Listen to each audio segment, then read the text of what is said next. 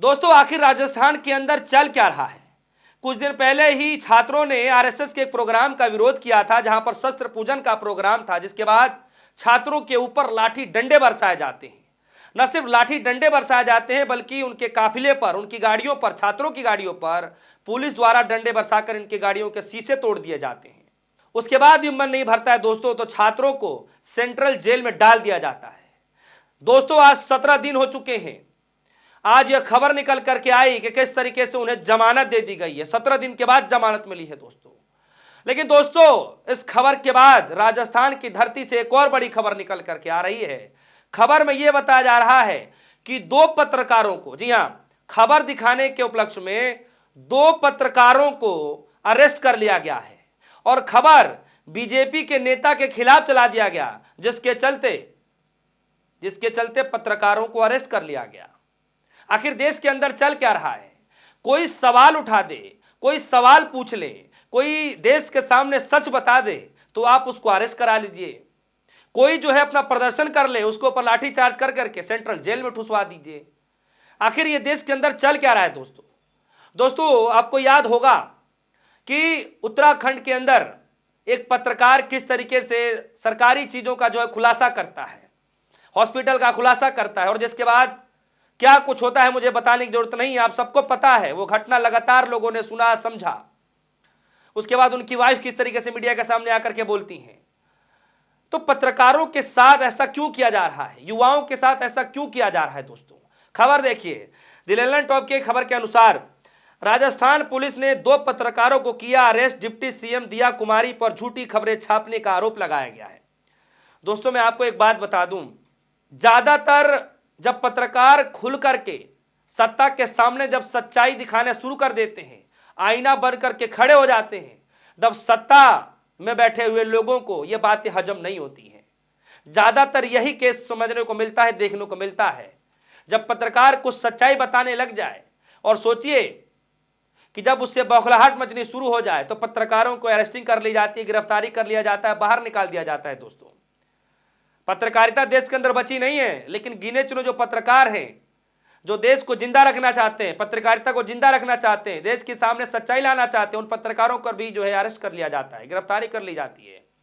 सोचिए कि आखिर देश के अंदर क्या कुछ चल रहा है। खबर में देखिए, द सूत्र नाम का चैनल है, यूट्यूब चैनल है, और उनके दो पत्रकारों को अरेस्ट किया गया है। खबर में देखिए क्या लिखा गया है। द सूत्र के एक प्रवक्ता ने अखबार में बातचीत में पुलिस की कार्रवाई को चौंकाने वाला बताया और साथ ही गैरकानूनी बताया। उन्होंने कहा कि पिछले 7 वर्षों में उन्होंने शासन, जवाबदेही और जनहित पर लगातार सवाल उठाए हैं। राजस्थान की डिप्टी सीएम से जुड़ी रिपोर्टिंग दस्तावेजों और सबूतों के आधारित है। यह स्वतंत्र पत्रकारिता को डराने और चुप कराने की कोशिश है। उन्होंने आरोप लगाते हुए कहा कि उन्होंने इस मामले की पुलिस को शिकायत देने की कोशिश की तो पुलिस ने उनकी शिकायत लेने से इनकार कर दिया।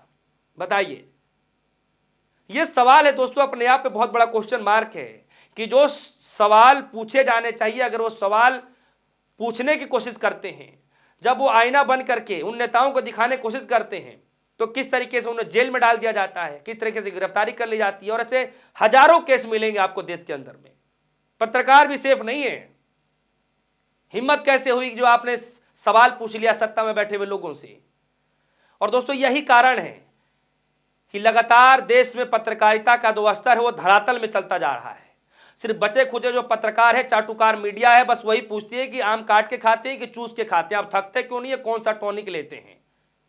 यह सवाल जो है पूछा जा रहा है। जो चाटुकार मीडिया है, जो सच्चाई पत्रकार दिखाने की कोशिश करते हैं सड़क पर, उनके साथ यही व्यवहार होता रहा है दोस्तों। और यह सदियों पुरानी एक कहानी सी बनती जा रही है।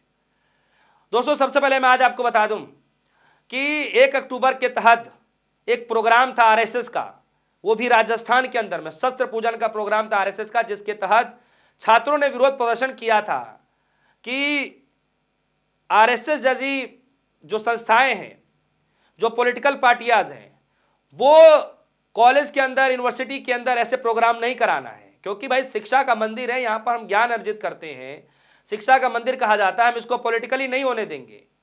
इस बात को लेकर के धरना प्रदर्शन किया गया, शांतिपूर्वक किया गया दोस्तों। और इस खबर को मैं कई बार दिखा चुका हूं। लाठी डंडे चलाए जाते हैं, बर्बरता की जाती है। आरएसएस के कार्यकर्ताओं द्वारा भी पीटा जाता है छात्रों को। कई सारी वीडियोस वायरल हुई, जिसके बाद 17 दिनों तक जेल की काल कोठरी कह लीजिए इसमें डाल दिया जाता है। 17 दिनों तक सेंट्रल जेल में डाल दिया जाता है दोस्तों, और लास्ट में 17 दिनों के बाद उन छात्रों को जमानत मिलती है। जी हाँ, ये तस्वीरें देखिए, ये छात्र वो हैं जो आरएसएस के प्रोग्राम का विरोध कर रहे थे, जिसके बाद प्रशासन ने उनको 17 दिन के लिए जेल में डाल दिया था।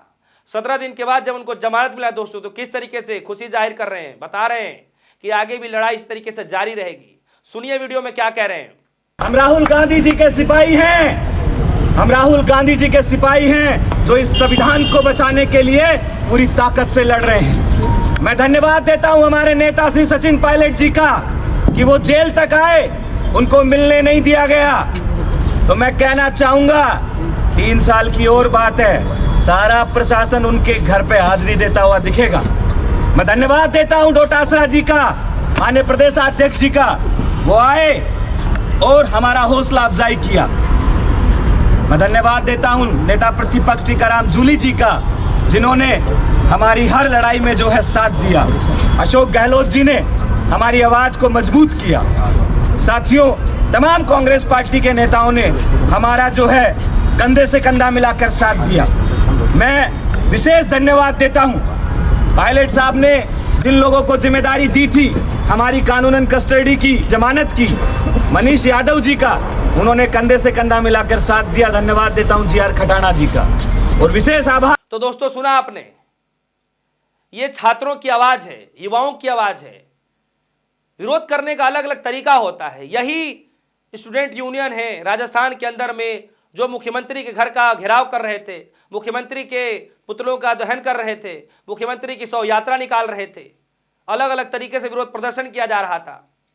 तब उनको लेकर के आवाजें नहीं सुनी गई। लास्ट में जो है दोस्तों, लास्ट में कोर्ट के द्वारा जमानत दी जाती है, फिर वो बाहर निकलते हैं दोस्तों, छात्र बाहर निकलते हैं।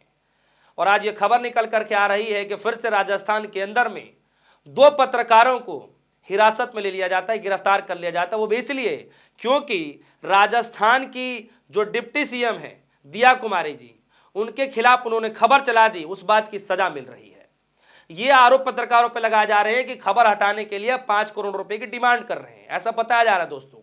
जबकि द सूत्र के जो प्रवक्ता हैं, जो मीडिया कर्मी है, वो साफ तौर पर बता रहे हैं कि ये सब कुछ बेबुनियाद है। हमने जो है सबूतों के आधार पर, पुख्ता सबूत के आधार पर हमने ये खबर चलाई है, हमने ऐसी खबर नहीं चलाई है। तो दोस्तों ये खबर है, ये अपने आप में बड़ी भयावह तस्वीर होती जा रही है कि पूछने वाले, सवाल पूछने वाले जो पत्रकार है वो भी सेफ नहीं है, और इसका जीता जागता प्रमाण हर प्रदेश से निकल रहा है दोस्तों। मैं चाहता हूं कि ऐसे पत्रकारिता को जिंदा रखने के लिए आप लोग सहयोग करिए। DS4 न्यूज़ के चैनल को लाइक करें, सब्सक्राइब करें, ज़्यादा से ज़्यादा तक शेयर करें। आप सभी से अनुरोध है कि DS4 न्यूज़ के जो नया चैनल है, जो नया पेज है DS4 न्यूज़ लाइव फेसबुक का, उसको भी ज़्यादा से ज़्यादा सहयोग करें, शेयर करें। दोस्तों ये खबर आप सभी को कैसी लग रही है, आप वीडियो कमेंट सेक्शन में जाइए, अपनी राय जरूर रखिएगा। फिलहाल के लिए दीजिए इजाजत, देखते रहिए DS4 न्यूज़। धन्यवाद।